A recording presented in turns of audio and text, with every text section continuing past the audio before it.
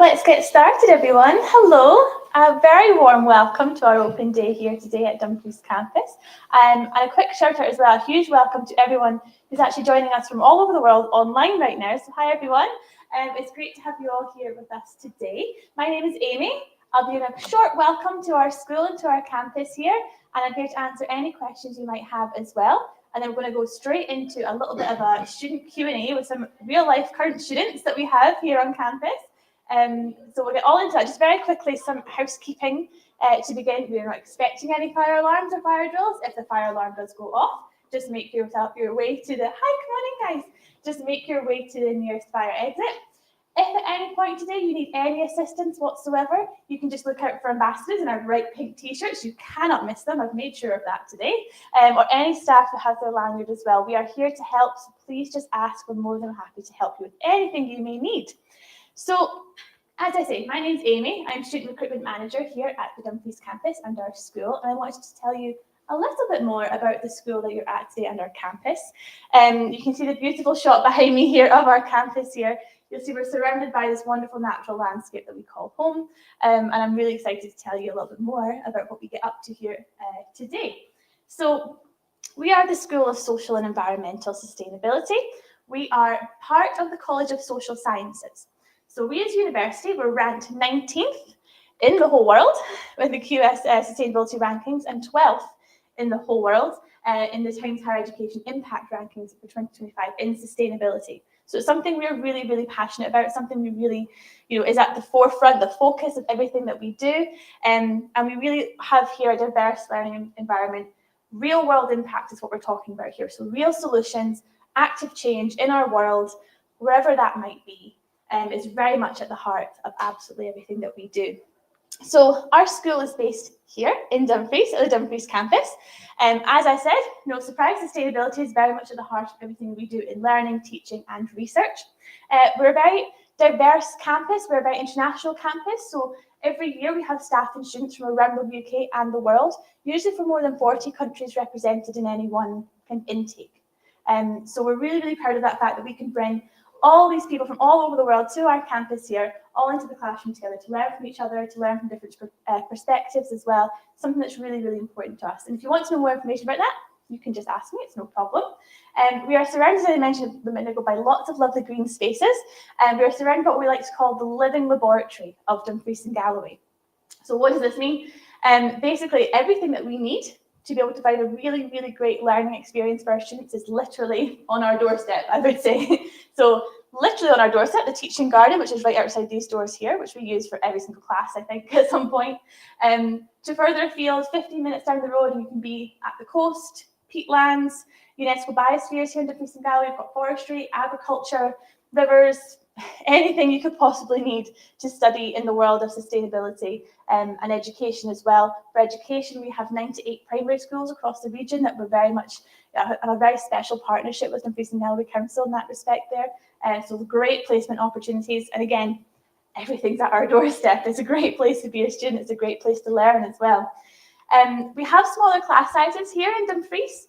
This is by design. We want to make sure that because all of our programs are very hands-on, it's very experiential, industry-focused learning, we want to make sure our students get the best possible experience to get hands-on out into the living laboratory, out into the world, make sure you all get a turn at being able to do that whole process all the way through. So whether that's going out into the field, gathering data, bringing it back to the lab yourselves, being able to write the report yourself, for example, all of that is really important for us that you get to do every single step. It also means you get the opportunity to be, in a very close-knit community, a very close-knit classroom here with world-leading academics, world-leading experts in their fields, and you're learning near enough one-to-one from them at points. We're very accessible here on the campus. It's very easy to find a lecturer or a tutor if you want more information about something, and we all get to know each other very, very well. And I hope today you'll get the sense about what a close-knit community that we are here at the University of Glasgow's Dumfries campus. We are a really close-knit community, something we're really proud of as well. And again, any questions on that at all, I'm going to direct you to our students because they know best, but you can absolutely ask us anything you want to know about. So very quickly, for those who are not from the region itself, a little bit about Dumfries, a population of around 40,000 in the town of Dumfries. We do have accommodation options, and our accommodation team are here today, and you can go and chat with them upstairs in R236. But we have some that are closer to the campus, some that are more in the town centre as well. So it's really up to you what kind of thing that you're looking for. We have our student hub in this building here, which you can go and visit. And we also have our postgraduate hub, which is in our other building on Maxwell House on the campus. We have free gym and sports facilities for all of our staff and students on campus. So you don't have to pay gym membership, nothing like that you have to worry about. The gym, the classes, the clubs, the fitness classes they do at lunchtime, all free. So you can just head on over, and all you need, I believe, is your student card. And you just do a quick online induction and then you're in. So that's a really, really great facility that we have here, as well as our library on campus. So we have what I like to call the best of both worlds in Dumfries Campus, because we have our Dumfries Library here in the college building just across the way there. So you have all of our resources, as well as a shared kind of library with UWS, the college, SRUC, Open University, all have kind of collections in the library. And then you also have the full resource of the University of Glasgow's library at the Gilmore Hill campus as well. So you can either go up, or we're very good at getting things sent down as well, very, very quickly, if that's something you would like. So it's completely up to you, but you've got that kind of, I like to say, best of both worlds of the library's facilities. We have Gudu, our student union, so Glasgow University Dumfries Union, that's right guys, right? Gudu, they do all the fun things, they do all the amazing events that we have on throughout the year, some great social activities as well. And we've got Gina here on campus as well from Student Engagement, so if you want to know more about Gudu or the social side of student life, have a chat with them, or to be honest, any of our student ambassadors, have a wee chat. They're very involved with Gudu, and they'll tell you all you need to know. And finally, our transport links across the UK are excellent. We've got the train station here that can go straight to Carlisle in 30, 45 minutes. From Carlisle, you can pretty much go anywhere south of the border, or you can go up to Glasgow. And again, from the Central Belt, you're getting anywhere as well. We've got buses, we've got the trains, and we've got great roads and transport links as well. So again, any questions, just let me know. Just to give you a quick overview of what we study here at the campus in our school. So we are the School of Social and Environmental Sustainability. We study 4 main subject areas. So environment, sustainable development, education, and tourism. Now we have opportunities undergraduate, postgraduate, and PhD level in all of these areas, apart from tourism. Tourism is from postgraduate onwards. Again, any questions, just let me know. I want to show you just a little sneak peek of some of our adventures that we go on here with our students in our classes. So it's our local living laboratory, student field trips, research projects. So we've got Kirkconnell Flow here, we've got the research dairy farm, that's on campus itself as well. Anything you recognise, let me know. But we get out and about is kind of my point there. We get all across the region as much as we possibly can. And as our academics like to call it, we like to get outside and play a little bit in the mud, in the field, get hands-on, make sure we really get that time to build those skills that are really important for going forward for your future career. And a little bit further afield as well. So this is the Isle of Harris.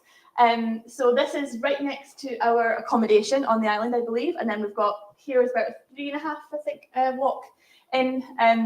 Various pictures from all across the island. We have a residential field trip that goes end of 3rd year into 4th year for environmental science and sustainability students. And it's just a little sneak peek. They go for, I think it's 10 days, around about 10 days or something. And they very get involved in island life and conservation projects, and doing a lot to help local projects in terms of conservation. But also we can kind of see the legacy that we have. Our students have been going there for a number of years, and you can see the work that we've put in over the past decade or so, which is really exciting. Students do get to go up, so I'm hoping to wangle an invitation this year. We'll see. I'm not sure yet. And finally, I just want to talk a little bit about employability. We know that there's no change in the current employment trends.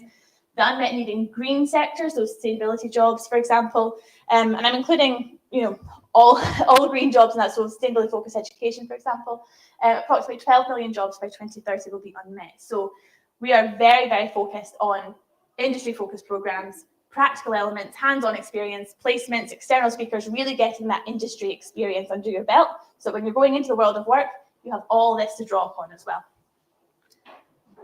And a little more about that, just to show how serious we are about employability and careers, we have dedicated careers pages for every single one of our programs.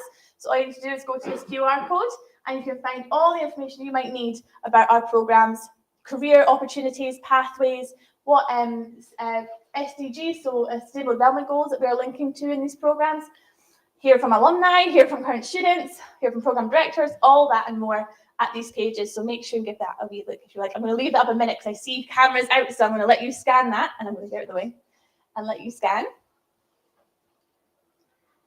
We got it. We're good. I'll give you another minute.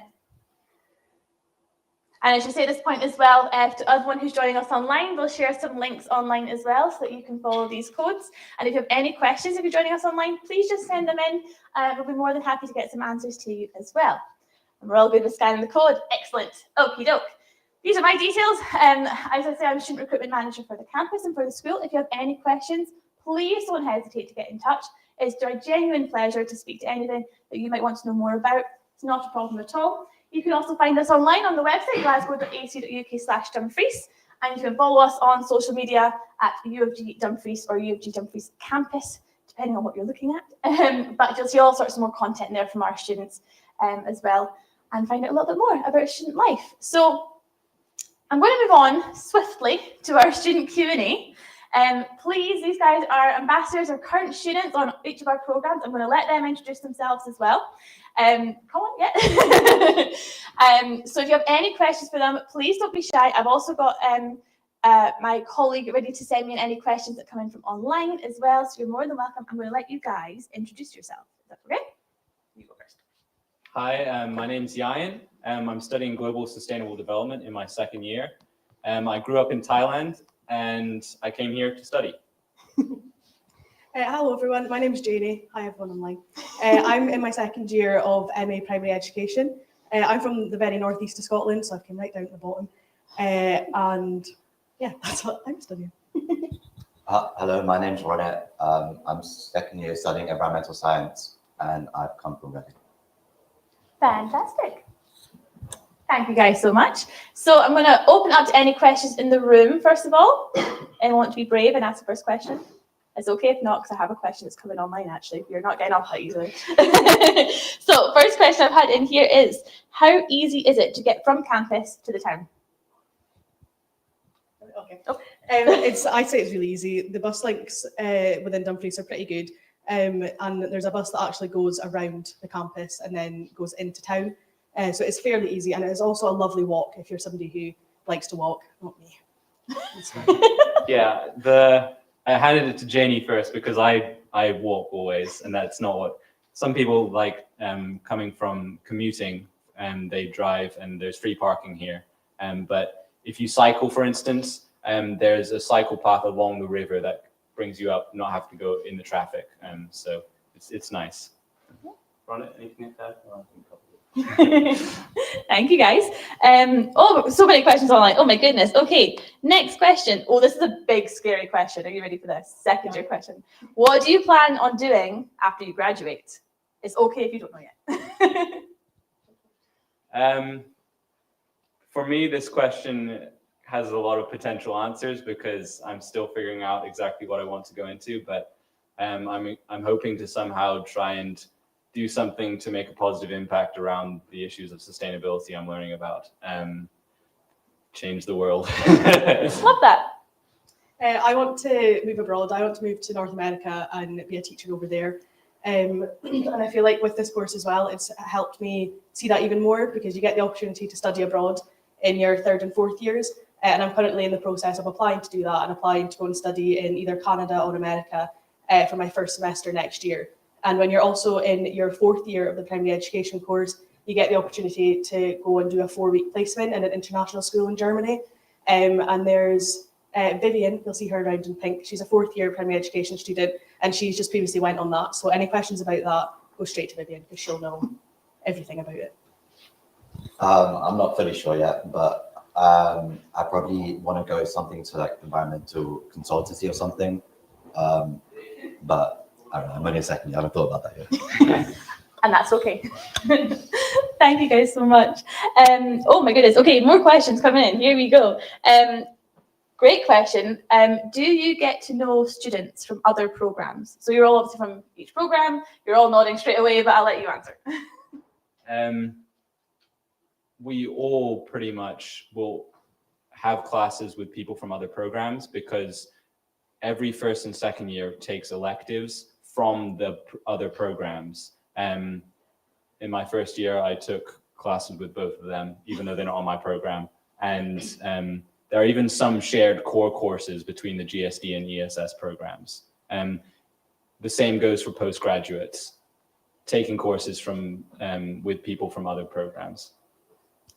Yeah, you meet everybody here. All three of us all lived in the accommodation last year, just Dumfries Hall, and that's how we all met. And we are now a big friend group, and we're all doing a bit of everything. And it means that we can all help each other out with everything that we need. And like Guy was saying, with the elective courses, I'm not very good at science, so when I'm in those courses and need help, I know exactly who I'm going to. So I can ask for help, and vice versa. If anybody needed help on something that they were doing that might be related to the primary education course, they know who to go to ask for help with that as well. But yeah, it's a bit like on the slide, it's like you become a really close-knit community here. And that's why I love it here so much, and I'm not being paid to say that. I love it. That's why it's great being here, because it's so much smaller and you just meet everyone, and you'll walk through the hall and you'll be able to say hi to folk without and you'll know who they are. It's really nice here. Yeah. I mean, everyone's been said, but it's like it was on the slide as well, close-knit community. All the staff, all the students, everyone, and it's just like you recognize people, and that is what I like about this campus. Thank you guys so much. Any questions in the room? Yeah, go for it. How many people will be in each class for lecture? Yeah, so we're being asked how many people will be in class for each lecture. For the undergraduate programs, the primary education classes tend to be a little bit bigger than the other two programs, but because there's that elective situation as well, even if you have, let's say, a dozen on an environmental science cohort, you will then have more people coming in from the other programs. So your classes are usually between 12 up to 30. Yeah, so personally this year in my classes, all my primary education classes, there are 18 of us. It's brilliant because it's an even number, so if you need to do pairs or group work, we're all sorted. But yeah, it's a lot smaller than what you'd find on some of the bigger campuses. I personally done 2 years at a different uni in a bigger city, and my classes, there was 300 of us sitting in a lecture hall, just watching the lecturer read out a slideshow that we had online. So, but here you'll be in a class with smaller people and you actually do some work in classes. You'll be sitting doing some group work on tables, little worksheets, and I find it, you actually learn a bit more because you just switch off when you're sitting in a lecture for 2 hours watching someone read a PowerPoint that you could have read at home in bed, especially if it's a 9 a.m. on a Friday. But yeah, so they are a lot smaller, and personally in my classes it's about 15 to 20. Sometimes a little bit bigger, just depends on your cohort that year. It's the same with me. My courses this year, there's about 15 people in every class. But I think last year in global there was 40 or 50. That was quite rare, 30. but that was a mix of different years and all the degrees. But generally it's quite small. And like Amy said earlier, the smaller class sizes is by design, and it means that the teaching style can be more interactive. So we have one of my classes is using a model where we're given some input before coming to class, so that when we get there, we can be ready to discuss it and everyone is involved in that discussion. And also it means for assessments, there's not a reliance on exams because there's time and to do group presentations and for the lecturers to be able to mark all of those and have everyone do that. Thank you guys so much.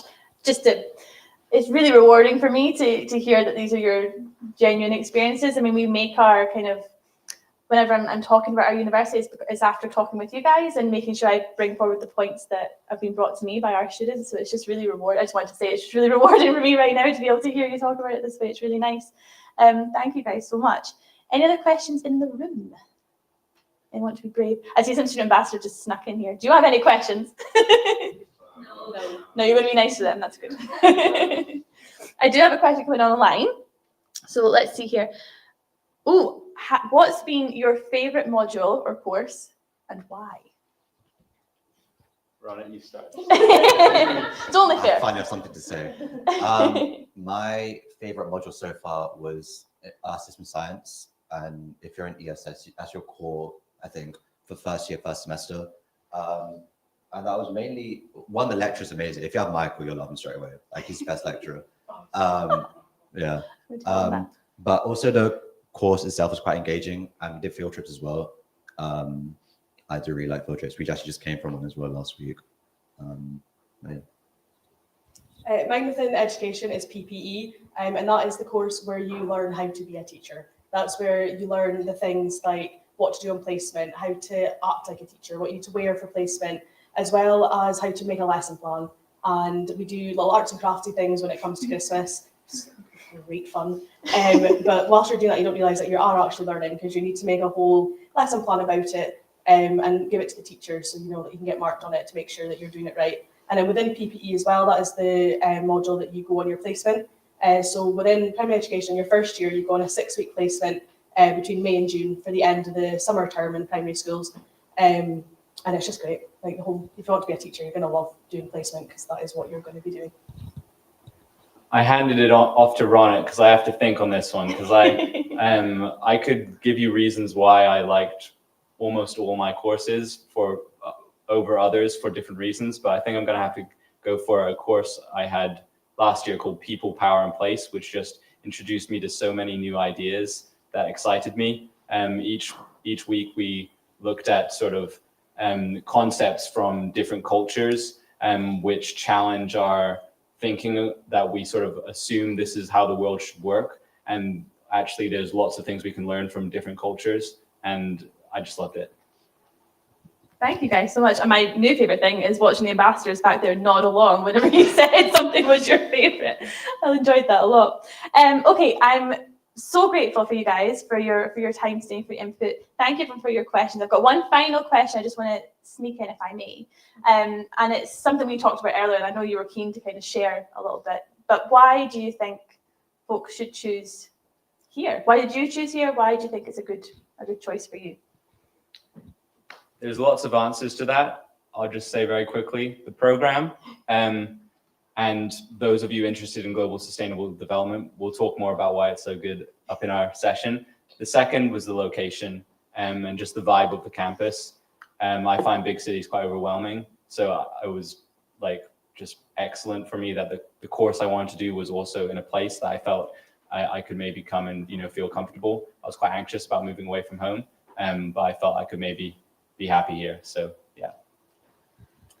Mine was because it was a smaller university, and I found that I would be more engaged and actually get more out of the course being in smaller class sizes and learning more, working with groups and things like that. And also because I like the fact that within Dumfries and Galloway, you've got a wide diversity of schools.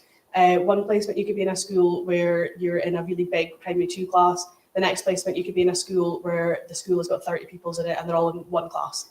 So I love that idea of having so much experience by the time you graduate and not having the same like massive schools every time you go on placement or the same small schools every time you go on placement. You'll come out of the course with a range of skills from teaching small schools, big schools, schools in deprived areas, schools that are not in deprived areas. Like you just come out with so much more, and I find it really beneficial.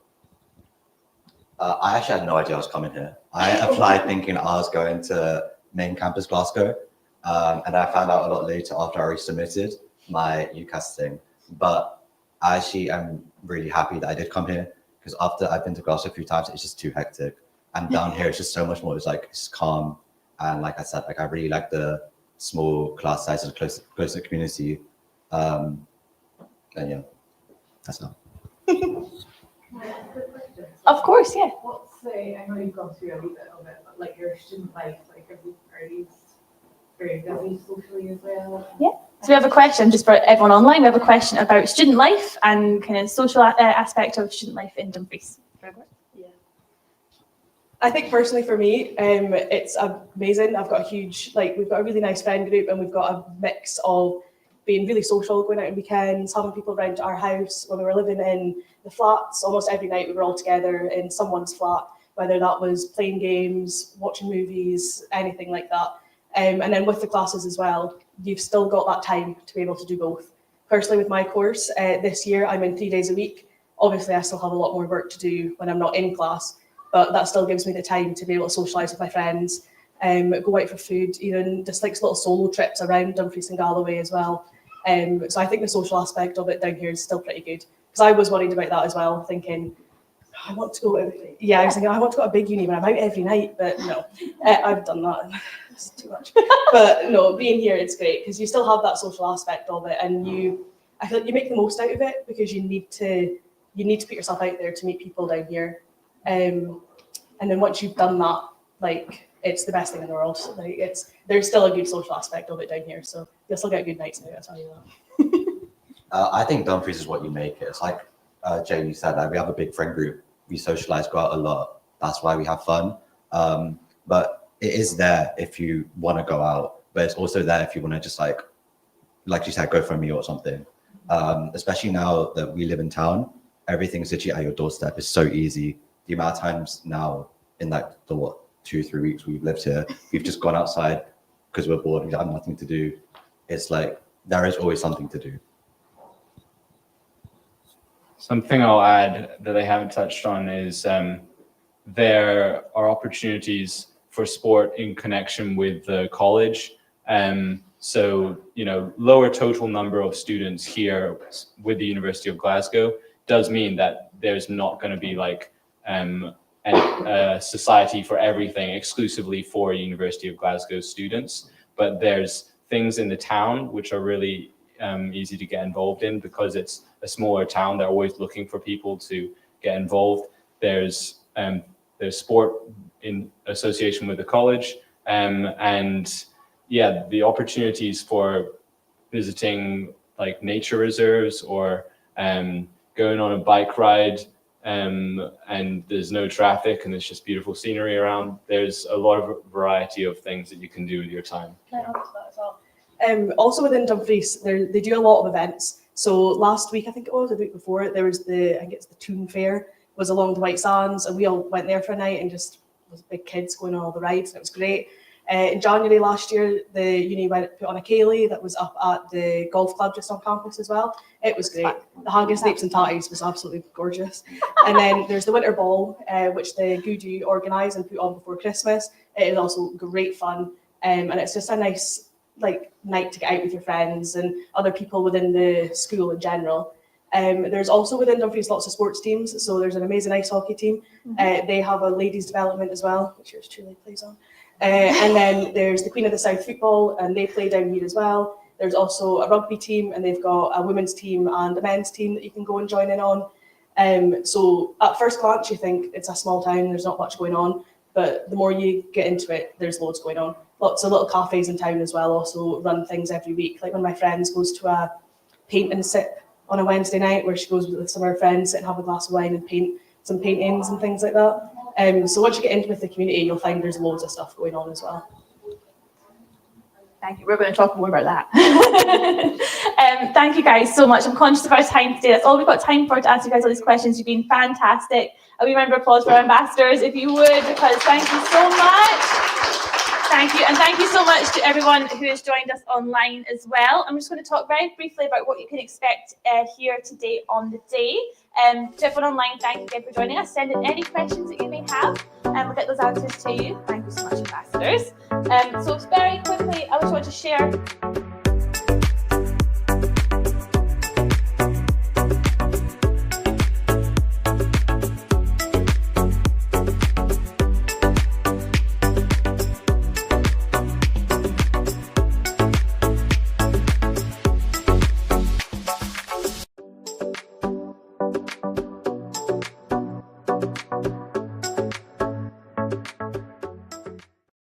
I'm Dr. Natalie Weldon. I'm lecturer in Environmental Science and Sustainability, and I'm co-lead on the Environmental Science and Sustainability BSc.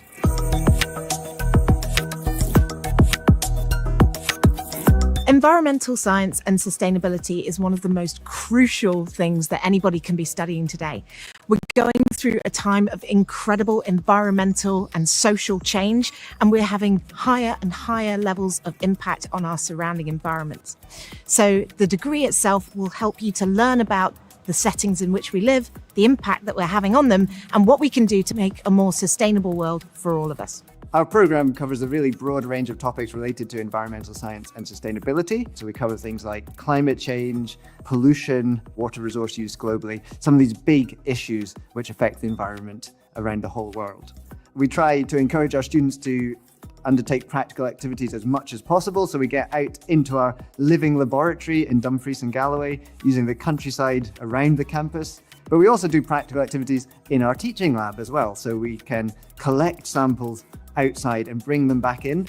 And we have lab classes with our students to develop really important practical lab and field sampling techniques. One of the things that makes this program really unique is the ability to learn from academics from lots of different disciplines. We are a highly interdisciplinary school that covers lots of different topics, and you can embed those elements as part of your wider learning. As part of their degree studies, our students undertake a 3-month placement, and the placements can be within any organisation that the student is interested in if they can make contact with that organisation, and that is supported through a university supervisor. In the past, we've had students go to Greece to look at sea turtle conservation. We've had a student go off to Sri Lanka. There was a student who worked in Iceland on invasive species management. Another opportunity available to our students is for studying abroad, and it could be either for 1 semester or it could be for a full year. And in the past, we've had students who've gone to Canada, to the Netherlands and other places in Europe, and also to South Korea and Australia. So there's a whole load of opportunities available, and we have some really good relationships with other universities internationally, which can help facilitate that. Students with a degree in environmental science and sustainability may go on into environmental consultancy. They might go into the power industry, into working with charities, or even into policy, translating some of those scientific results into meaningful action. The programme itself is accredited by an external body, which means that our curriculum has been examined to make sure that you get all of the elements that you need for a career in environmental science.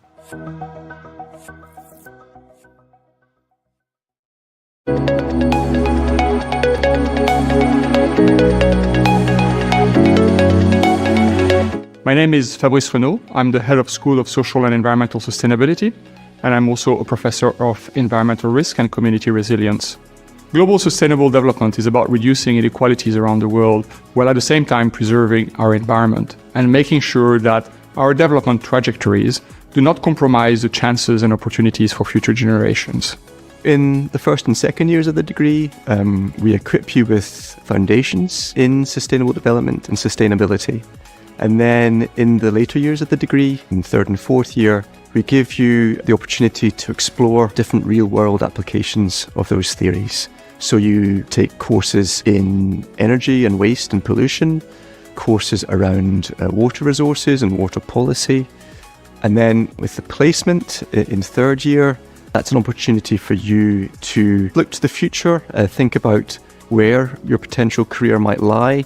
Similarly, in the fourth year, you can develop certain specialisms in terms of subject specialism through a research project which you will conduct in partnership with an employer, one of our valued partners in the programme. So again, that's a way of applying that classroom-based knowledge into practice and implementing concepts and theories when it comes to the nitty-gritty of the real world. Sustainability is very high on the agenda of countries, of organizations, and therefore having an in-depth understanding of the Sustainable Development Goals, but also of sustainability concepts in general, is a key asset to have when you want to work for organizations ranging from intergovernmental organizations such as the United Nations systems, the private sector, and many other opportunities. The programme provides a holistic understanding of sustainable development, combining social science perspectives but also environmental science. The programme is solutions focused. The different courses on the programme attend to a range of challenges within the sustainable development field. That could be around clean water and sanitation. It could be about eradicating poverty and providing sustainable livelihoods for all. It could be around clean energy. It could be around health and education. We give our students that time and freedom to explore those different perspectives and make their own mind up. So we're quite agnostic on these different definitions, and we give you that freedom to explore your own values. More and more people around the world are concerned about issues such as climate change, sustainable development, the way we interact with our environment. In order to provide solutions to do all these problems, we really have to think in terms of systems and how everything is interconnected. And these are the skills that you will gain by joining the Global Sustainable Development Programme.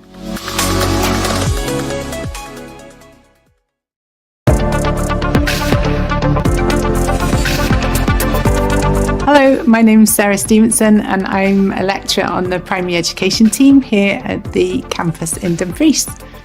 Here in Dumfries, we aim to take you through a 4-year primary education course that will build your skills, your knowledge and your understanding of education in Scotland and prepare you with everything that you need to gain provisional registration as a teacher, which you'll be able to use across the United Kingdom. We develop your knowledge and your understanding in subjects such as literacy and numeracy and health and well-being. We have opportunities for you to explore science through our STEM programs, and we have a really robust system of placement preparation for you. We also offer the opportunity to study abroad in your 3rd year, and you can undertake a placement overseas. Another strong feature of our program is that you will have modern languages. A lot of initial teacher education programs do not have a compulsory language course. We are one of the few programs currently offering this. So the 2 courses that we offer are really, really important to get a lot more confidence. We also offer you the opportunity to take elective courses from other subjects such as environmental science and sustainable development, which also contribute to you meeting the requirements of the professional standards for teaching in learning for sustainability. The thought of being a teacher at the very beginning can be quite daunting, but it's our responsibility here to teach you all of those different skills that you need. Every year, across the 4 years, you have a placement opportunity in a local school here in Dumfries and Galloway. We've got lots of schools in the area that vary in class sizes, so we look across the 4 years of your course to give you different opportunities in different size schools and different size classes. For all the learning that we can do here at the campus, it doesn't all fall into place until you get out in a class and in front of the children and you feel that buzz and you feel that energy of all the learning that you're doing and making those connections and feeling and seeing your confidence grow. Our course wants to develop practitioners who will be innovative, who will be knowledgeable about research and who will also be able to reflect critically. You will be taught by world-leading experts on their topics, but you will also have the advantages of having smaller classes where you will get to know your lecturers, you will get to know the students and feel part of a strong community. Our programme doesn't just teach you how to be a teacher and how to teach, it teaches you also about putting the learner firmly at the centre of everything we do. Everybody remembers that one inspirational teacher that helped them through school. You could be that inspirational teacher for another child. Start that journey with us in Dumfries.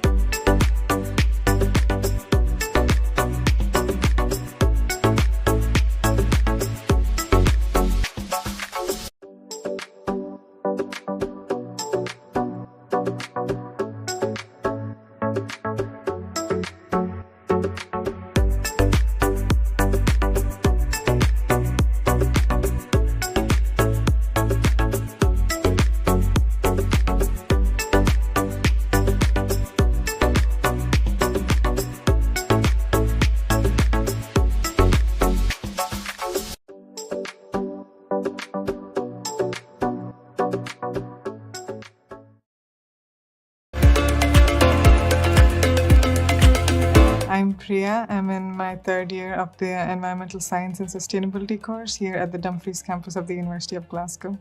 I've always been interested in environmental science since my last 2 years of school. That was the time when all the different environmental issues were really coming up on from the younger generation, and they were addressing it as well, the ozone depletion and just the plastic age that we're living in. It really made me aware that we must recycle and use what we have. I think if you're gonna study environmental science, seeing nature firsthand is very beneficial. We do a lot of work outside of class, in fields, on the water. We collect soil samples and we analyze them. We collected macroinvertebrates, so it's been good. There's different fields of environmental science that you can work in. You can either be hands-on working in the fields, or you can be one of the policymakers, which are just as important. So I think this course has allowed me to explore my interests quite a lot. But personally, I think I'll be doing something related to ecology and conservation.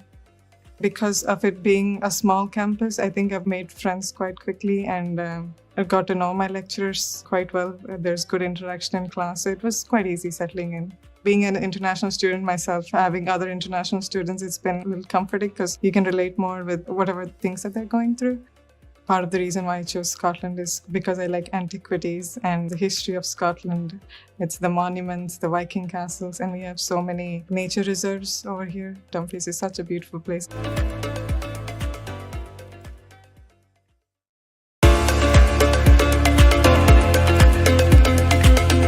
Hi, I'm Yayan, and I'm a first year on the Global Sustainable Development Program. I've found it difficult thinking what's something I'd be willing to study for 4 years, just that one thing, because in high school I was able to study a lot of different subjects and I really enjoyed that. But as I thought through the question what I might consider important enough that I'd be willing to focus in on, sustainable development touched on so much, but ultimately that theme of sustainability, it's connected to so many other things. This is something so vital. Coming here to study this course, there's some expectation that doing so will open up possibilities for me in the future in terms of being able to be part of the solutions that I believe can transform our world. I got a very good impression and I'm looking forward to my time here. I'm excited to study this and become more of an expert on this sphere. I don't know yet exactly what career I would want to pursue, but I think this is where I find out.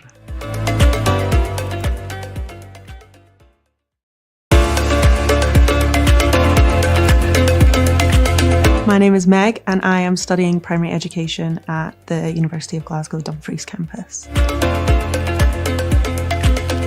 I kind of wanted to be the teacher that I needed when I was younger. I look back at the teachers I had and I wanted to be able to be that for other kids. I'm really proud of how much I've done, and I'm really happy with all the support that we've been given and all the placements I've had. My first year placement was a really small school. It had 2 classes and 2 teachers. My other 2 placements were in larger schools in the centre of town. And that was a completely different experience, but super important to see both those sides because you don't know what school you're going to end up in. On my first placement, what we did first is I went in and I sat and I watched the teacher. It's super important to watch what they're doing, watch how they manage behaviour, watch how they write on the board even. That's something I didn't even consider. The first time I was writing on a board, I was like, that. So I observed, and that's what you do for the first week. You observe, you take notes. You talk to the students, you learn their names, they get comfortable with you. You watch how they work with little groups, and those one-to-one moments are super important, and it's completely different to how you teach the whole class.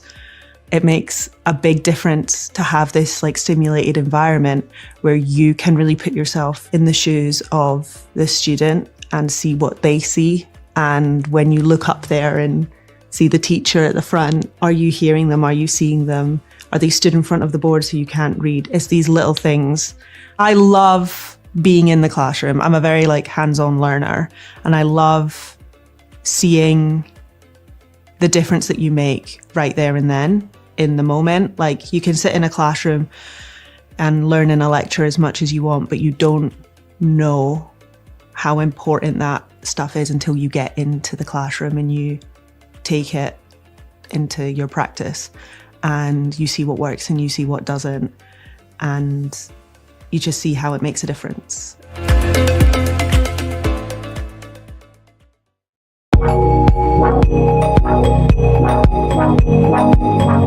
My name's Ifan and I'm a first year environmental science and sustainability student at the University of Glasgow Dumfries Campus. I did A-levels, biology, geography and psychology.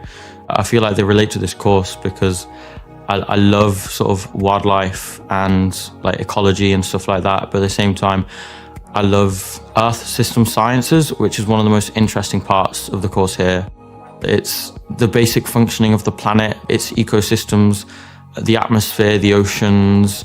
It's one of the modules we did for the first year of university here. You get into it straight away, it explains all the basics, and it can really develop your deeper understanding of the entire course. Some of the best parts of the course have been in the lab or in the field. We've gone on multiple field trips. One of the most notable ones was where we went to Kirkconnell Flow. We did some peat coring there. I love doing that sort of stuff. I'm really big into soil sciences, and like bogs are some of the most interesting areas for scientific research locally here. There's typically about 10 to 15 people in the class. You know the teachers by name. You can go up to them before and after class, ask them a lot of questions. They'll separate a lot of their time for you actually. We're surrounded by nature, so it's not a 10-hour ride down to the wilderness. You walk out of town and you're instantly like on this day-long trail where you can just enjoy it all to yourself with not many other people about. You can get to know everybody quite easily. The friends I met here lived with me in halls, and now we're all one big friendship group. We're taking that into second and third year, I hope. Next year I'll be doing GIS. I love mapping data. It's one of the more interesting ways to display information. And then third year, I'll be wanting to do an international placement. I want to do something abroad to do with wildlife monitoring, camera traps, all that sort of stuff. My personal aim is to keep nature safe, look after it and steward it so future generations can enjoy it the same way I have.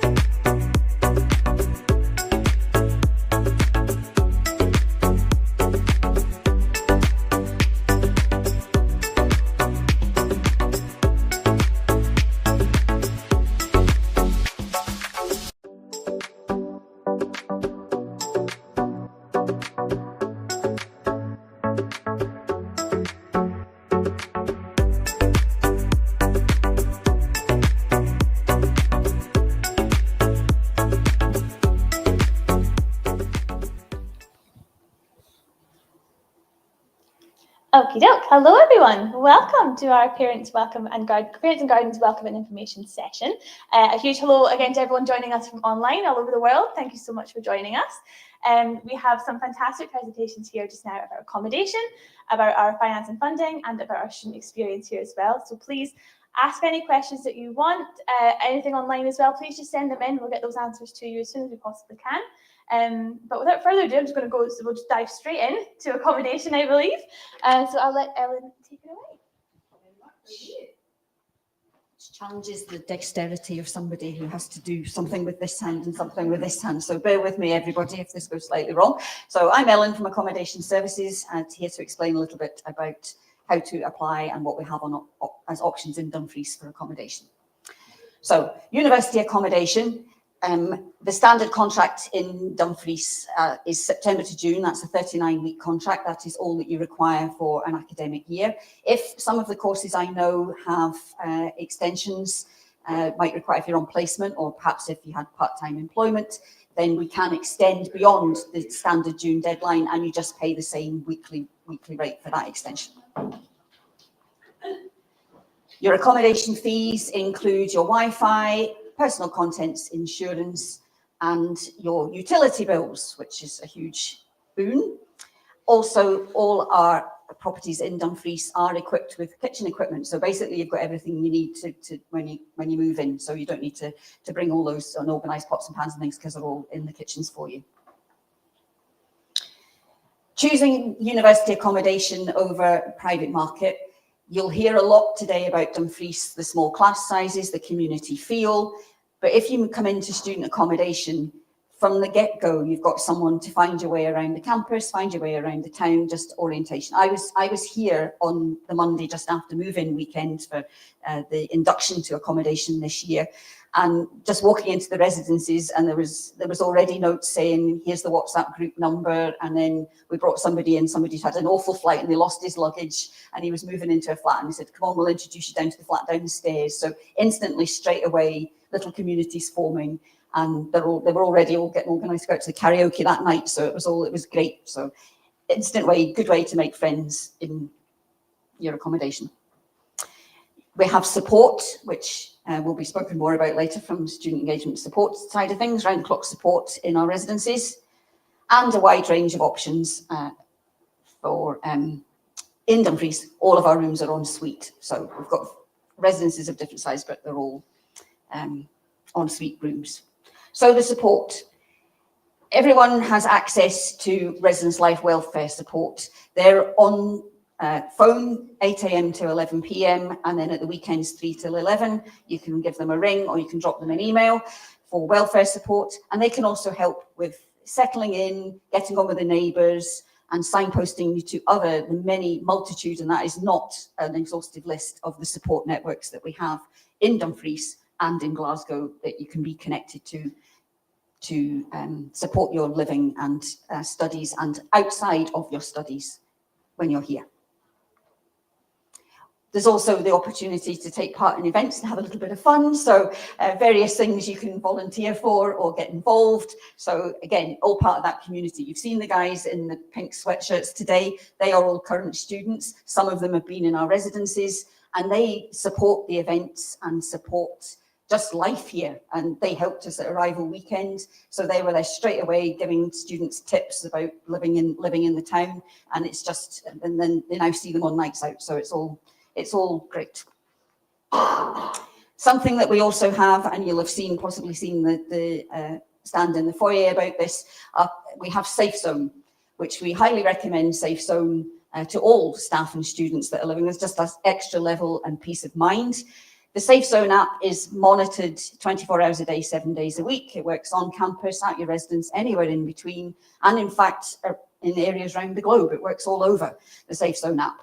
You're not, when I say it's monitored 24 hours a day and 7 days a week, we're not being tracked at all times. Only if you press the button, any of the buttons, you can be geolocated and you can get support wherever you are. So you've got your green button for first aid, blue button if you're a little bit lost, the yellow button for wellbeing assistance, just someone to talk to at any hour of the day.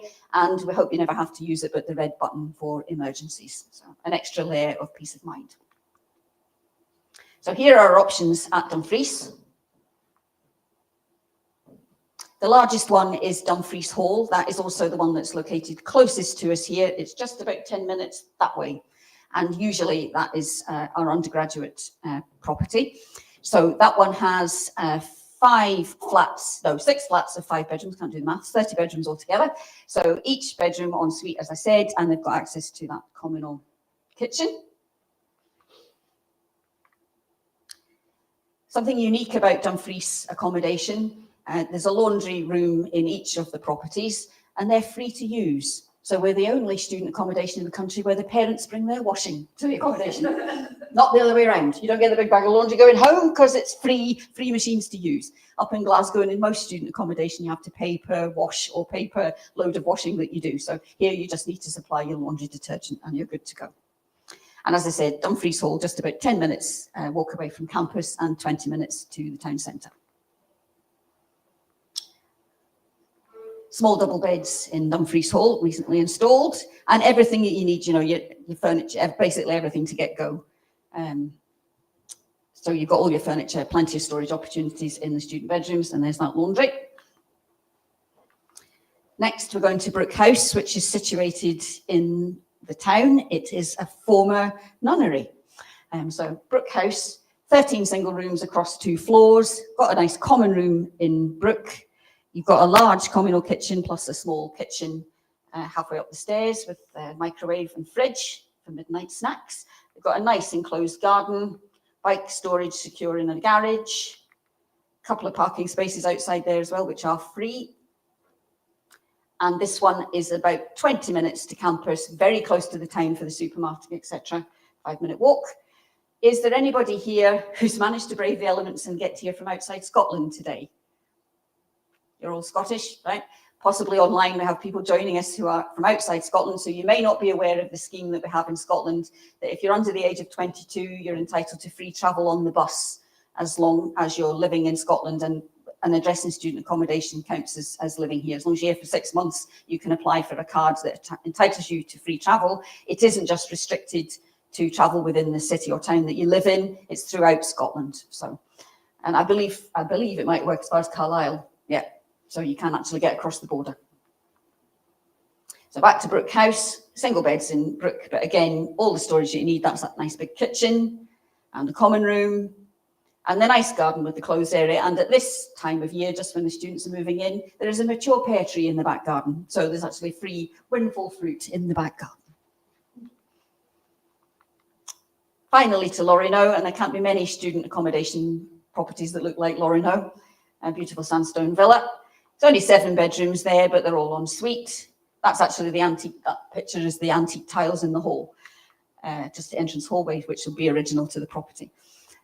They've got large communal kitchen that overlooks the back garden, access to the back garden, and laundry room, sitting room with a TV.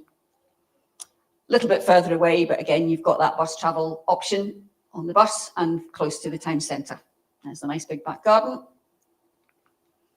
Nice height because of the proportions of the building, nice high ceilings in there, and nice picture of the kitchen. So these are the current accommodation costs. So they're all the same, nice and easy to remember in Dumfries. So multiply that by your 39 weeks and that's your accommodation cost for the contract.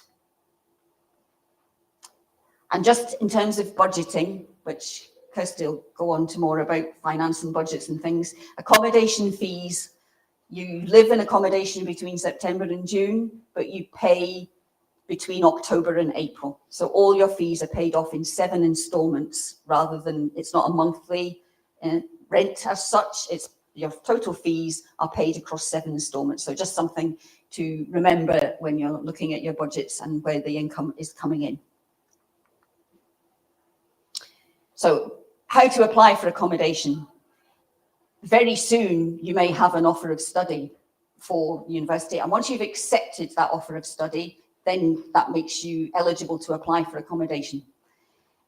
We open our accommodation application portal in the spring for the September, but at this moment you can go onto our webpage just now and sign up on the register of interest to be notified when we go live. And when we go live, that's when the up-to-date fees for session 26-27 will be published, and any other information or details that are changed in terms of deadlines and things that you might need to know for application. You are guaranteed an offer of accommodation as a first-year undergraduate coming into the University of Glasgow. So to apply, it'll be in the spring when the portal, it's an online portal, accept your offer of study. That can be a conditional offer of study. So you don't need to wait till you've passed your exams to submit that application. And we do advise submitting your application as early as you can in the process. So apply with a conditional offer. We don't send you the offer of accommodation until you've passed your exams and your offer is unconditional, but you can apply for accommodation with a conditional offer. Deadlines to apply and be guaranteed, you have to submit your application by the 14th of July and then meet your conditions of study by the 25th of August. But all of that's on our webpage under admissions policy and guidelines. And also just make sure we don't end up in your spam folder. So add that address on, because everything, communication's all by email. This is what the portal looks like. So when you register, please keep a note of the username and password, because you might apply in the springtime and then we're not sending you that offer until August. And if you've forgotten, it's stressful enough getting your exam results and all the things you've got to do at that point. And if you can't remember the username and password to get into the accommodation portal and accept your offer, you're going to cause yourself unnecessary stress. So keep a note of that. Also, please, every year it happens, we always get one that uses their school email address, which therefore they don't have access to that in August. So please use an email address to register on the portal with one that you've got access, email address you've got access to later in the year. And you use this portal to manage your stay with us as well. So if, as I say, you needed to extend your stay because of a placement or employment, you would do that through the accommodation portal. That's what the profile looks like. And as a Dumfries applicant, which campus do you stay at? Nice easy question to get started. So it's Dumfries. And then you tell us your applicant type and then make your way through the process. There's a section for additional information. So if you have a pal that's coming to Dumfries as well, and you want to share a flat with them, you both have to put that down. Slightly awkward if only one puts the name down and one doesn't. And if there's anything else that you think would be relevant to us helping to allocate you to the most suitable bedroom, if you want to share with people on the same course as you, we can try and do that. We don't guarantee any of these requests, but we do try and do it if we can. If you need a fridge for the storage of medical equipment, we apply that free of charge. And also, if you'd rather have a ground floor room, or conversely, you'd rather be up the stairs in Dumfries, you've only got that option. We only have two floors of property anyway, so it's ground floor or first floor. Just let us know and we'll do our best to accommodate that. What do you do next after you've submitted that application? That's you. Your name's in the ring for your accommodation place. Just pass your exams. Accept that offer. Again, be aware of the deadline on that. So if you're going to be away travelling next summer, perhaps when the exam results are coming in, make sure somebody's got access to the email or can act on your behalf to accept that offer, because your offer of accommodation will also have a deadline on it. And if you don't accept in time, the offer can lapse.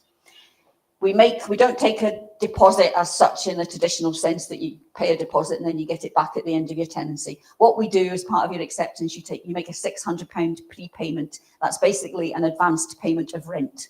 I said earlier on that your fees are paid in 7 instalments between October and April. So the £600 prepayment really acts as kind of September's rent until you've got time to come in, set up all your finance and payment plans, etc. And you get that done as soon as you've arrived and then pay from October. And pack your case, obviously. Mm-hmm. That's a QR code to our webpage. If you come up the stairs, or actually I've got some leaflets with a QR code to our main webpage as well, where you can see more images of the residences and find out more about accommodation. And now I'm going, I believe, to hand over. You can drop us a line if you have any questions. We have a stand up the stairs. So if you have any specific accommodation questions, you want to come and speak to us, or if I rattle through that too quickly, and you have any other questions, come and speak to us. I don't know if you want me to do accommodation questions. Anybody got any accommodation questions just now? Yes? When you apply for the accommodation, do you apply for like all three of them, or do you choose what one you want to stay in? Okay, so for the benefit of the online people, I'm to repeat that. So that question was, do you apply for each of those accommodations in Dumfries, or you just apply to one? That's the gist of that question. You just apply Dumfries Campus, first year undergraduate. You don't specify. I show you all three of those properties today. First year undergraduates most likely allocated to Dumfries Hall, but you could be allocated, as we guarantee an offer of accommodation. It could be if one hall is oversubscribed, then we might look to use Brook House next, and then Lorino last, because we also have postgraduates on campus 2 here, and they look for accommodation also. So you just apply one Dumfries Campus and first year undergraduate. Do you apply every year? For the benefit of the online, do we apply every year? Yes, you do. So we guarantee an offer to first year applicants. And because the way our cycle works, because the fees change every year, yes, you do. So you apply for what? So if, for example, you get an offer of study and then subsequently decide I'm going to go and travel for a year and defer that offer of study, if you'd been offered accommodation, that would lapse and you would therefore apply the following year. So if you were coming in the following year to study, you've deferred your offer of study, but you'd have to make a fresh application for accommodation. Returning students, in terms of, we guarantee to first year applicants, returning students, continuing students are welcome to apply. And obviously they can apply right at the beginning of the process. So they would apply to Dumfries and say, I'm a continuing student. That's another applicant type that you can pick.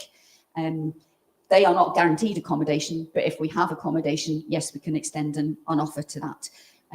There are connections or there's support here on campus in terms of searching for accommodation outside university accommodation. So most of our students, they would stay with us in first year and the majority then move on to somewhere in the town. But there's connections here and there's signposting available from the student support officer based in Dumfries campus who can support finding links and finding alternative accommodation for later years if you don't want to come back into university accommodation. Okay, so no further questions, so I shall hand over to Kirsty now. There we go, it's the middle one. This one here. Okay, yeah, I'm going to be even worse coordinating than you. You did an amazing job. So welcome. I get the fun topic of student finance, which, let's be honest, it's not the most fun thing to talk about, but it is particularly important to understand. I actually work up on the Glasgow campus mainly, but I'm from down here, so I have this lovely hybrid sort of knowledge, and did spend some of my student years down here as well, so I can give you a little bit of both. But the information with student finance really tends to cover all of Scotland, so it tends to be broken out by sort of Scotland, England, Northern Ireland and Wales and the UK, because there are 4 different finance bodies, and you'll see that as we go through. I realise we'll have some people online who could be coming from anywhere across the world, but can I ask for those in the room, is everyone a Scottish student in terms of their fees? Is everyone confident with that? Okay, that helps. I think for the purposes of those online, we're going to focus on the Scottish side of things today, but happy to take questions on anything relating to sort of finance from students coming either rest of UK or from across the world as well. Oh, I'm going backwards. There we go. So I figured it was worth starting in a place of sort of cost of living, because this is very topical. Students, and I think all of us are feeling it. There has been a cost of living increase. It's actually exceptionally hard to figure out what it costs a student to live, because everyone has a different lifestyle. Everyone values different things and puts their money to different things. So on the Glasgow campus, because it's obviously a city-based campus, what we're doing is we're trying to give an estimate, and for Glasgow we've estimated that somewhere between 1,100 and 1,700 a month. We don't have that as our estimate for down here in Dumfries as such, because we've not done that I don't know what you call it, survey, but what I should say is that is a small pool of students, so that's not going to be representative of everyone. But what I can tell you from my own experience and from others' experience is that it will be a cheaper cost of living down here. So you have more of a kind of town and a sort of rural community, and I think everyone would agree with that. It's not that Glasgow is an exceptionally expensive city, but generally speaking, cities are a bit more expensive. If you wanted to ask students what they pay for rent outside of student accommodation, what they spend on certain things throughout the month, where they put their money to, go and ask. You've got lots of current students here today who would be more than willing to give you that information, or chat to them online, or whatever suits you best. But it is about kind of doing a little bit of research, and you can also just have a bit of a look online. But some of the top tips when it comes to cost of living is really utilising the student discount, and I know we all hear about it, but actually student discounts are pretty impressive. Businesses are smart. They want to get students in. They know this is where they're going to get a lot of their business from. And where there's a college or a university, they're particularly keen to do that. Student discounts happen right across the board as well. So it's not just one area like going out or dinner. You know, you can get student discounts pretty much across most things. And you can see some of the kind of common ones that are used, or websites you can look up and see the scope of that. And parents, you can benefit from this if you're getting your child to use their student discount. So it's definitely worth looking into. And Ellen already talked about the free bus travel, which is not always the most preferred method of transport, I understand, but to have something that is completely free to be able to get around actually cuts your costs massively as a student. So it's definitely something to get and to continue to use if you can. In terms of like real student experiences, like I said, go and speak to the students, but more than ever, there's blogs, there's vlogs, there's Q&As, there's Life in the Days, and they tend to be sort of hosted on the official YouTube channels. And obviously you'll get some stuff specific to Dumfries on the Dumfries pages as well. But I would probably suggest jumping to that sort of cost of living link there, and everything is sort of linked from that page. And that would be a good place to start. If you have a Google, there's lots of websites that can offer a bit of help with that, things like Save the Student, etc. There's the National Student Money Survey, but always just approach with caution in terms of the information you absorb, because it can be a small pool of students. And like I said, everyone sort of values different things and puts their money to different things. This is the sort of hub, if you like. So once you go to that link, you can see all the different things. This is not the full page, this is just a snapshot of it. And you can start to see that we are trying to do an awful lot in this space of supporting students. We know it's challenging. I think most of the adults in the room can attest to the fact that cost of living is challenging, and it is changing as well. And students are feeling that. So we're doing what we can as an institution to try and support students with knowledge, where to get the discounts, how to be savvy about their money, and also sort of peer-to-peer support on, you know, where are the best deals, where should you go for this or that, and give students a bit of a head start with it rather than having to sort of learn the hard way. So apologies, I think some of the spacing has gone awry maybe when the slides were pasted, but let's focus on the Scottish funding first. So for students who live in Scotland and are eligible to have their fees paid, which I imagine will be most if not all of you, those get paid for you by the Scottish Government. So this sort of idea that education in Scotland is free is not strictly true. There is a fee, it's $18.20 a year, but the government absorb that. So to get that fee paid, you do have to make a SAS application. So SAS are the agency that are the sort of middleman between that and the government. You must make a SAS application in order to get the tuition fee paid. Even if your young person doesn't want a student loan, you still need to make a SAS application. You have to do that every year. It's a bit like accommodation, and in a lot of ways it's similar to accommodation in the sense of it becomes something you do sort of once you've applied and you start getting offers out, and it's around about the same time of year, and it's that additional application that goes onto your radar. What's different about it is you're not applying to the university, you're applying to SAS directly. So the information on the next few slides, that doesn't come from us, that comes from SAS. You'll be able to find it on their website, and I'll give you their website as well. I kind of touched on this at the start when I said, is everybody confident on their fee status or their fees? For those who maybe aren't or who are online, fee status is essentially what we call the fee you would be paying. So you can be a Scottish, or sometimes we call that home student. You can be a rest of UK, so that would be England, Wales, Northern Ireland, and you can also be an international student. And each of those fee brackets has a different tuition fee that they pay. But you would also apply to your appropriate finance body, so Student Finance England, SAS in Scotland. So if you're not confident on your fee status, and this happens a lot, people have life circumstances, it's not always clear cut.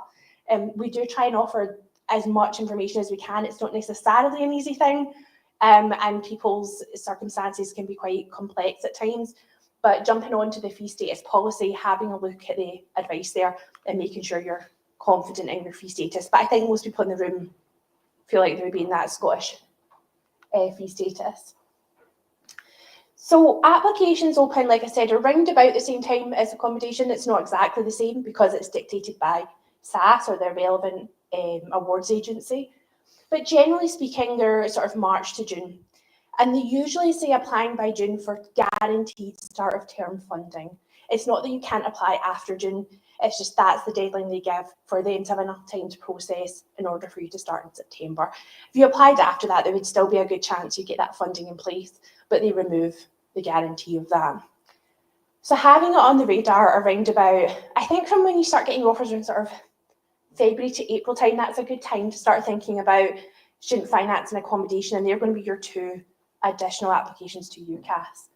And actually, I was going to just echo what Ellen said about, it's not in this presentation as such, but just about email addresses, because it happens on UCAS as well, that people use student email addresses, and then they maybe have access to it throughout the year, but comes the new school, they don't get access. Just, even if you're using a school email, keep it up to date on UCAS, because for UCAS, for SAS, for accommodation, this is the email they're going to use to contact you.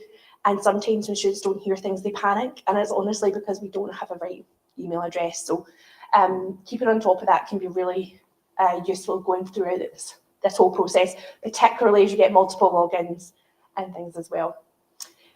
Not delaying the finance application because of course choice or even institution choice. You actually can change your mind pretty easily on your SAS application.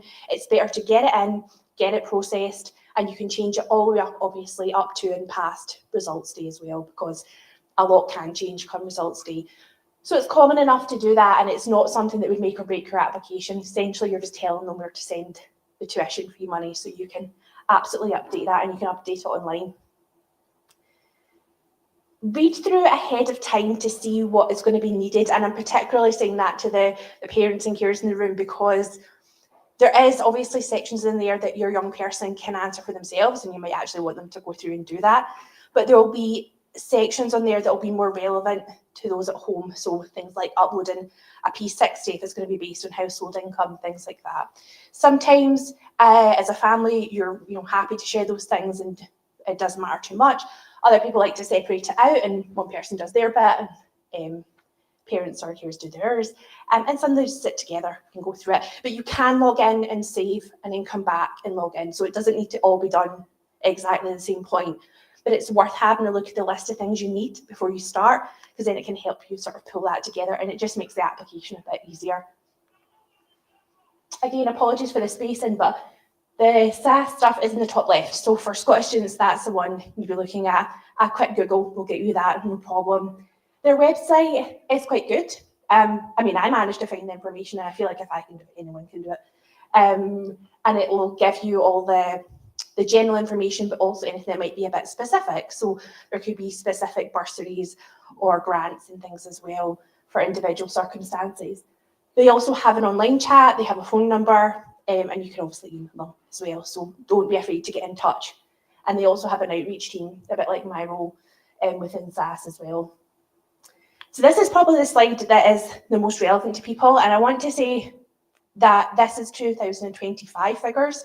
Again, it's very similar to accommodation in the way that we won't get the 2026 figures until the government release them. I'm not expecting any massive changes, but my expectations of what's coming and what actually happens are two different things. What I will say is this number has increased in the past few years, and the Scottish Finance is genuinely, of all the 4 UK agencies, the best one in terms of the amounts and the payback, which we'll see shortly. So this sort of column on the left, this would be the living cost loan. So anything that's got a loan attached to it tends to be money that they're expecting at some stage to be paid back. Anything that is a bursary, which is that sort of middle column there, that tends to be money you get to keep. Sometimes they call that grants, bursaries or grants, and then you obviously have your full support at the end there. Can you see okay? So that kind of gives you your total. So then you can look at things like your accommodation costs. You can have a rough idea of your cost of living, and you can start working out that budgeting piece. And that's maybe the first thing. And this is kind of really new to students. It's really new to, I think, everybody who hasn't done this before. But like I say, it could change. I'm not expecting any massive changes, but we'll see as the 2026 figures come out. There are, like I said, some additional circumstances that this is not an all-inclusive list. There are some additional things as well. But if any of these are standing out, then absolutely speaking to SAS or having a look on the relevant page for these things is really worth it, because these tend to be sort of grants and bursaries rather than additional loans. If you're thinking that your young person wouldn't be taking a student loan, they still need to make their application for the tuition fee to be paid. And if they are going to take a student loan, it's the same application. You basically just tell the application which one or both you're looking to apply to. So it can all be done at the same time.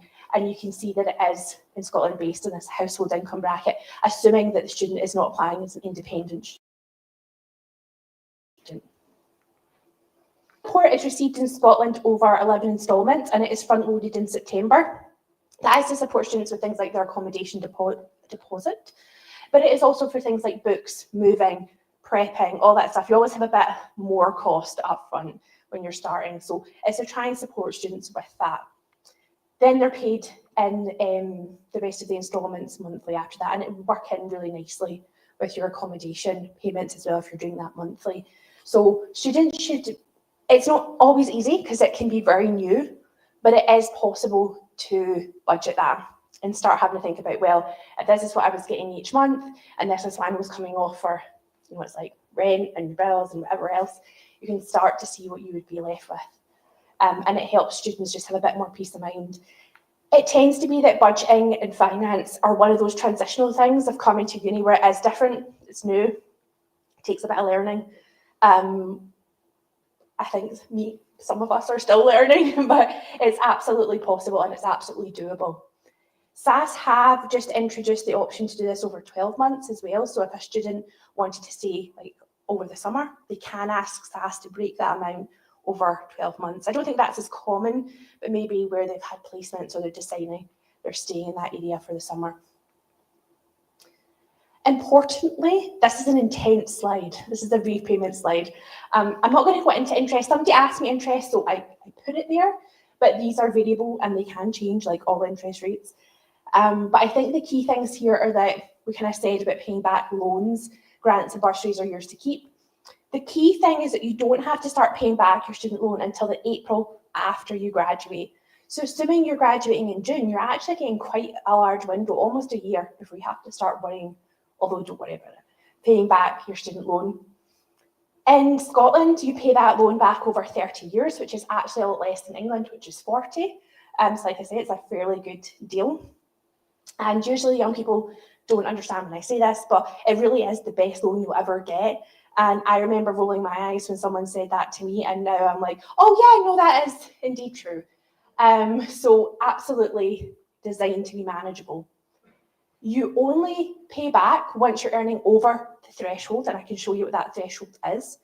And I think it's important at this point to say is whatever plan you come in on for your student finance, whether that's plan 5 or whatever they decide to call it at the time, including the repayment amount, that's what stays with you throughout. So even if the government decide they're changing the student finance in the future, that they don't change it and then that applies to all the historic loans, your loan is taken out on the plan that you come in on.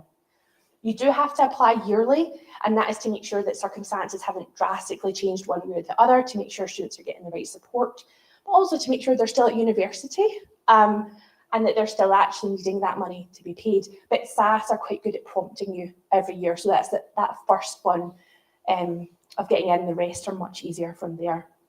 But yes, in terms of repayment, you only pay that back after you earn the threshold, and I'll show you that in a second.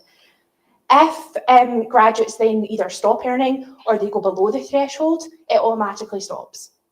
It is taken out of their payslip, and I can attest to that. It's a bit like tax, it just comes off. You don't ever see the money to have to then pay it back. but it is also not crippling. I'll give you some examples in a second. So it is nowhere near the amount you pay on tax, for example. And so it's not designed to cripple students financially. So there's your current, and these are the 2025 earning thresholds in terms of repayment. So on this table, in the first sort of figure column there, you've got the earning threshold. So that's how much you would have to earn. And if you were earning spot on that, you would pay nothing back to your student loan. So from April after you graduate, if you were even a penny or pound under that, you pay nothing. If you then earned, let's say, £1,000 more, you pay back about £90 a year. So it's 9% of what you make over the threshold. So in this example, it would be 9% of 1,000. And then you can see that that stacks up to £7.50 a month. So hopefully, if you have a look at that first column to see what you'd have to be earning, that's how much you'd be paying a month if you earned that amount. And it would go up as 9% of the additional over the threshold. Does that make some sense? Okay, good. I think at this point, sometimes this is a lot of information for students in terms of the repayment, but I think the main message there is to try and ease that worry that yes, these are big figures. Yes, over 4 years, this can be quite a lot of money. I think it's a lot of money for anyone to think about, but it is not designed for you to come out with intention debt that you can never pay off, that will never be written off, and that you'll be hounded for. They also don't take these loans into account when you're applying to things like mortgages and things, I believe. I mean, always double check that, but it is not like a bank loan. It's not hitting your credit as such. It just sort of is one of those things that I think the expectations there that a lot of students and graduates will have. So that's the sort of tuition fee part of it and the SAS side of things. Is that okay for people? Yeah? I'm happy to do questions at the end, but let's touch on things like scholarships and bursaries that come from the institution itself. So the funding you get from the government is almost set. What's there is there. What becomes almost more challenging is then looking at the different institutions, because obviously we're all going to be applying to Dumfries because it's wonderful here, but you do get 5 UCAS choices. And so there is an understanding that most students, of course, will be applying to other institutions. So I say this genuinely, look this up for all institutions. Go and have a look at the bursaries, the scholarships that they have, because they're wide varying. Sometimes they're quite surprising. So money can come from like a kind of central pot, if you want to think of it that way. And the uni can choose, you know, to put a scholarship in something that's academically based, or maybe musically or sport, or certain circumstances to support students from various backgrounds. And then you'll find just really odd things like somebody's surname, for example. And that might be because money was bequested to the university with certain eligibility criteria that has to be followed. So it is absolutely worth having a look. And I think the perception that scholarships just don't exist, or they do but they're not for me, is wrong. And you should absolutely be having a look through this. It is designed hopefully to be fairly easy, to be able to answer a few simple drop downs, and then it should bring up anything that could be potentially relevant to you. Some examples of that, things like the talent scholarship. This is just one example for the Scottish ones. You can see there's quite a few of them as well, so it's not 1 or 2. I mean, there's 50 of these. It's money usually, not always, but quite often each year of study as well. And again, you'll find what the criteria are. The last thing to kind of say on scholarships outside of just sort of searching them is that generally speaking, they do have an additional application, but it is nothing as intense as the UCAS application. It's usually a very small online form and perfectly doable. But that does mean that sometimes they have deadline dates. So having a look at finance at point of application can be quite a good thing. Even if you're not applying for SAT till, say, March, have a look and see if there's any scholarships that you need to put on your radar as well. Travel bursaries, but again, we've talked about that free travel scheme in Scotland as well, but for someone who maybe couldn't do that for various different reasons, we also have ways to support travel. And I think this is also worth saying that, yes, we're here in the Dumfries campus, but the next few slides where we're talking about scholarships, bursaries, university support, that is across the institution. So if there's a scholarship that is available for people in Glasgow, it is available for students here. And actually there might be additional things, I'm looking at Amy at the back, there might be additional things that students can actually qualify for here as well. So it's always worth asking and exploring, and don't be afraid to come and ask. That sort of leads us on nicely to sort of discretionary funds. So there is a very large pot of money, well, I think that's a large pot of money, to support students who may be having a hard time financially. This might be because they're just learning to budget. We all had to do it. It could be there's an unexpected bill, there's an emergency, something they have to get home for and they don't get paid till the next day or whatever it is. Life happens. And we never want a student to feel like they don't have any money, whether that's to get home safely, whether it's to go to the supermarket, or whatever the situation might be. We never want someone to feel stuck. So we always have this sort of discretionary fund, and there's also a childcare fund as well, where they can go along to student services. They'll ask, obviously, a few questions just to check that's a sort of legit application, but it's not, again, massively intense or time-consuming. It's designed to be able to give students some emergency funds and help them out till the next sort of student loan payment or their pay or whatever it is they're waiting for. That could be one-off, and it often is, and it should be a proportionate amount of money to what is required, but it could also be ongoing if the situation called for it. So hopefully, as parents and carers of your young people, that gives you a little bit of reassurance that they would never be stuck. And Ellen always talked about that Safe Zone app. That's absolutely true. So say if someone was in the city centre or the town centre on a night out and they got lost or they got stuck, you can absolutely, we don't recommend it, but you can absolutely jump on there and get support, so no one should ever be unsafe or not have money in their pocket to be able to get home or be safe. Part-time jobs, obviously when you're looking at the University of Glasgow website, it talks a lot about Glasgow as a city, but you absolutely have a world of part-time jobs down here, and I can attest to that because I had about 4 different ones, and one of mine was also over at Easterbrook, literally across the road, who do a lot of weddings and events in there as well. So I mainly worked in hospitality. There's a lot of beautiful hotels down here, a lot of weddings, a lot of events, and that was where I sort of earned my money when I was a student. But there's a wide variety of part-time jobs available. And I wouldn't say there's any less opportunity down here to do that if it's something your young person would like to do while they're studying. And then lastly, just sort of the financial support. So there is a financial aid team. You'll also have staff here in Dumfries specifically for support, and we're going to get more about that in a second. But I would maybe encourage having a look at some of these web pages because they're genuinely very good. These are just sort of a handful of the things that staff do through the sort of registry and financial aid team, but there's a lot of good information at these links, and you're welcome to sort of take a note or take a photo of these if you want to, which you might be worth sort of exploring around. The other one that's excellent is ASRC, so that's a Student Representative Council. So this is run by students for students. It is checked by staff, they don't get entire free rein, obviously, but what they do is incredible, and you can see it's not just money. They offer a lot of information and support and advice for students across a lot of topics. You don't have to be a current student to access this stuff, and you can go on and have a look, and you can see some of the excellent resources there as well. And that's me. Does anyone have questions they want to ask out loud? Sorry, the funding section of UCAS seems to have changed a little this year. Okay.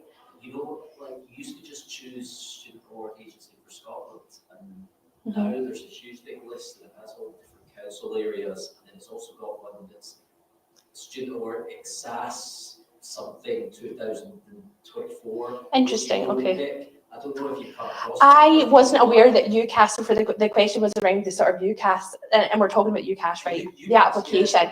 And UCAS do things like, they also ask about accommodation on there. What I will say is, I don't think the University of Glasgow has any preferences to it, and Amy can correct me if I'm wrong, but any preference in terms of what you put on your UCAS form. Your UCAS form for us is about your application for course. Where usually that kind of stuff is more around fee status. Yeah. So because the offer can change depending on your fee status, because that's because of numbers, and we're getting into a whole other territory there. Yeah. But generally, that's what that's about. I can't say I know what the drop downs are this year to advise you which one, but I'm happy to chat after and try and do that for yourself. No, I just wondered if no, I think as long as you're picking the SAS one, if you know there's Scottish student and they're eligible for SAS, as long as you're picking the relevant one, I think you're fine. It's more about fee status. Whatever you put on there is not going to make or break your finance application to SAS. And it's also, if you pick accommodation or don't pick accommodation on UCAS, not going to make or break your accommodation application, because that's separate entirely. And I get asked that quite a lot, actually, but that's right, isn't it? So just jump back in. So we're both on the microphone. We get asked that. It says on you, I said to UCAS I was going to stay at home. I've changed my mind. I want to come and live in accommodation. And people worry about that. And I'm like, it's nothing to do with us. The application process for accommodation is completely separate. So it's just maybe UCAS gather that for stats of how many people they anticipate will live at home and commute, and how many will come into accommodation. So it's probably their statistics gathering rather. Statistical analysis. It's not actually Statistical analysis. We confirmed at the back there. Thank you, Amy. Thank you, Kirsty. Yeah, and also they can also ask, universities, hey, do you want this data? We're like, no, we're good. So yeah, don't worry about the UCAS's application, finance and accommodation separate. So the other thing that comes up just while we're talking about UCAS is the people who accidentally tick the criminal convictions box. Happens more than you would think. Obviously, we don't recommend it. Hopefully, the teachers would catch that. But again, we can reverse things like that. So just if there's a mistake on the UCAS application, you can get in touch. But and again, I should have maybe said on the fee status, when you get an offer, the offer is based on a fee status. So this offer is made to you on the basis of you being a home student, a rest of UK student. If you don't think that's right, and it happens, the system picks it up automatically. You need to let us know within 30 days. It tells you that on the offer letter, but you do only get 30 days to contest it, and you can see how it would be quite important. I didn't put the English fees up or the finance, but the English fee is £9,535 a year, and you would apply to Student Finance England. International fees are more. So you can see that it makes a difference. So just checking that your offer has the right fee status on that you're looking for, or that you think it should be, maybe not what you hope it is, but what you know it should be, and then challenging that or contesting that within 30 days from the offer. And quite often for young people, they get the email, but they go, oh, great, and they don't read into the detail. It happens all the time. Understand the conditions. I'm verging into admissions territory, but understanding the conditions and the fee status is important on that offer. I don't expect it to be wrong, but mistakes happen, so it's always worth just checking. Is that okay? I'm aware of time, so I want to hand over.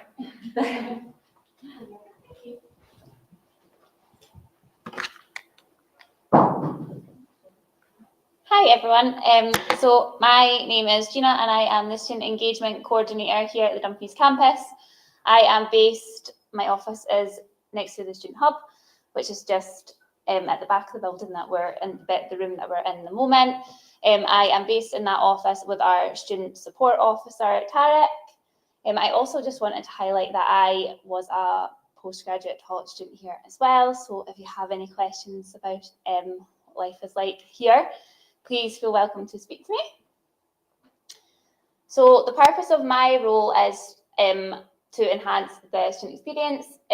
So I have also been here to support the development of our new student union, which is called GUDU, Glasgow University Dumfries Union. And I am really here as an active ear to listen to student needs and implement steps to address them. So I also attend different committees and meetings regarding student needs and student voice, just to ensure that student voice is here as represented for Dumfries.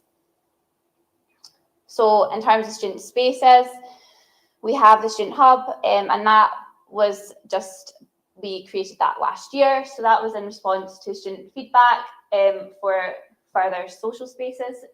And we have that open from 8 o'clock every day, from Monday to Saturday. And the space also has a kettle, a fridge, and a microwave. And then it is for the students. So if there's any changes or anything that you like added, then we're always open to suggestions. We also have the community food pantry, which is available in the Student Hub as well. And that's there and accessible to all students if any of your young people require at any time. And then we also have our postgraduate hub, which has been recently renovated, and it's a great space for our postgraduate study support needs. And then we also have our IT lab, which was just renovated as well. And that's got lots of state-of-the-art equipment in it, and it's a more sort of dynamic study space for the students. So here are some pictures, just of some of our spaces. We also have, Amy likes to always mention, we've always got like cozy, comfy bean bags in our student hub as well. Yeah, so just a little bit more about GUDU. We do have, some of our ambassadors are here today as well, so if you have any questions about our student union, some of them are also on the union. And then we now sort of do collaborative events at times between student experience and our union. So we've had things like, last year we've had 2 barbecues actually. We've got quiz, bingo, pool nights. We had Green Careers Week here. We had a Halloween competition, karaoke nights. We have the community cafe down here where we provide lunch for all the students just to come along and play games and have a chat. We've got our graduation ball, and then we've had pizza and movie nights, and then we also have other like events like cycling tours and walking tours. Gosh, I've got another page. We've got our open mic night, our Go Abroad fair. We had our student volunteering week as well, where we had lots of different organisations where we took students out on the minibus and we took them to experience lots of different opportunities. Our winter ball, we always have a Burns Night Ceilidh, which is in the end of January. We've got lots of sports sessions. We do some in the building here, and we do some outside. Obviously, we've got lots of green space, and we also do lots over at the college building, which I'll tell you a little bit more about later. We introduce some study sessions for our students around exam time. We have the therapy dogs here regularly because they're one of my favourite things. And then we've also had lots of services come down from Gilmore Hill to do sort of dedicated employability, career support and library sessions for our students. So I thought I'd share some pictures. Spot Amy in the penguin costume. So this is from Welcome Week. This is one from one of our volunteering days. We went to Balcarry Bay, which is just along the coast, and we were cutting down lots of gorse bushes. It was good fun, we're all smiling.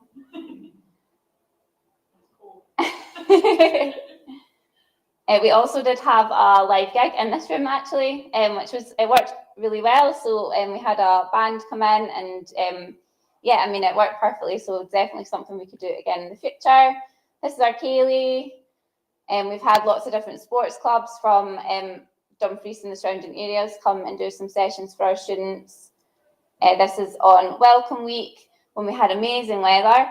We went to Claverick Castle, which is just 10 minutes down the road. So in terms of this year so far, so we've had 65 events across Welcome Week, which was just a couple of weeks ago. And this year we had a lot of co-creation from our students. It's something I'm really passionate about. So a lot of our student ambassadors were involved, our student union was involved, and lots of other students come to me regularly just with ideas of things that they would like to do. So this year for Welcome Week, we had Tour of the Doon, which I think is being stolen maybe slightly for this event today where there's a tour around Dumfries, but our ambassadors ran it and they actually just gave students a tour. It was on foot, but we gave them a lift into town, and they just went around like different shops and different places that they like to see and like to visit. And then we had a karaoke night, bingo night, student staff football game and quiz night, and that was all completely run by the students, and I just supported them with whatever they needed.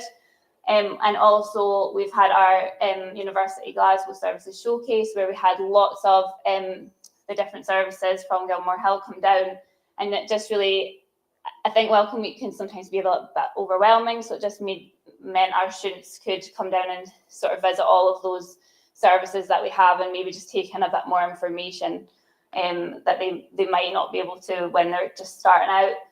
And then we also had Future Fest up at Gilmore Hill, and we provided a shuttle bus up to there from here.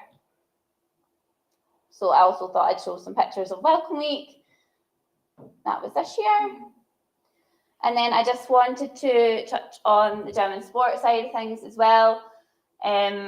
So we've got a partnership with the UWS, University of West Scotland, and the Dumfries and Galloway College, and we have free access for the gym for all students. It's got completely brand new equipment in it. It's a brilliant resource, well used, and it's only a 5-minute walk away. It's literally just across, just outside the building. And there's also sports activities that take place from Monday to Friday at lunchtime and sort of about 4:30 every day. And they do lots of different things. There's like pickleball, if you've never done that. Apparently it's like all the age now.